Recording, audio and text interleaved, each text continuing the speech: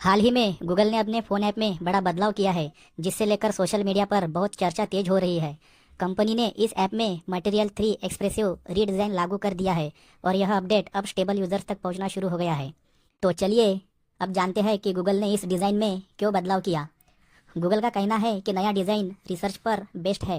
Company ने 18,000 से ज़्यादा यूजर्स पर स्टडी की थी, जिसमें पाया गया कि एक्सप्रेसिव डिज़ाइन के जरिए लोग स्क्रीन पर ज़रूरी बटन और जानकारी जल्द पहचान लेते हैं।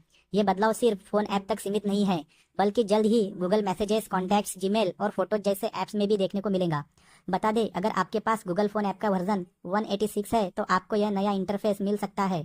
ऐप सेटिंग में जाकर गेस्चर और नेविगेशन को कस्टमाइज किया जा सकता है। हालांकि फिलहाल पुराने डिज़ाइन पर वापस जाने का कोई विकल्प नहीं है।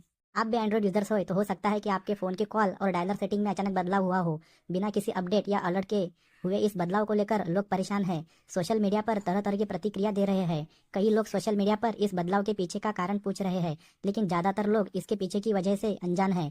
फ़ोन में हुए इस बदलाव से कई एंड्रॉइड फ़ोन यूजर्स चौंक गए हैं। अगर आपके फ़ोन में भी यह बदलाव हुआ है तो आइए इसका कारण जानते हैं। साथ ही यह भी जानते हैं कि इस बदलाव को कैसे हटाएं।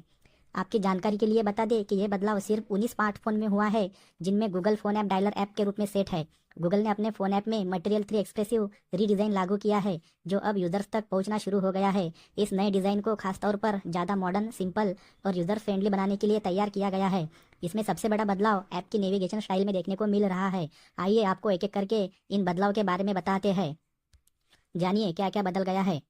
नए बदलाव के बाद अब ऐप में 3 टैब है, जहां फेवरेट और रिसेंट को मिलाकर होम टैब बना दिया गया है। इस होम टैब में आपकी कॉल हिस्ट्री दिखाई देंगी और ऊपर की ओर एक बार में आपको फेवरेट कॉन्टैक्ट्स नजर आएंगे। इससे बार बार कॉन्टैक्ट सर्च करने की जरूरत खत्म हो जाएंगी और आपकी ज़रूरी बातचीत को जल्दी एक्सेस किया जाएगा। जो बदल गया कीपैड सेक्शन।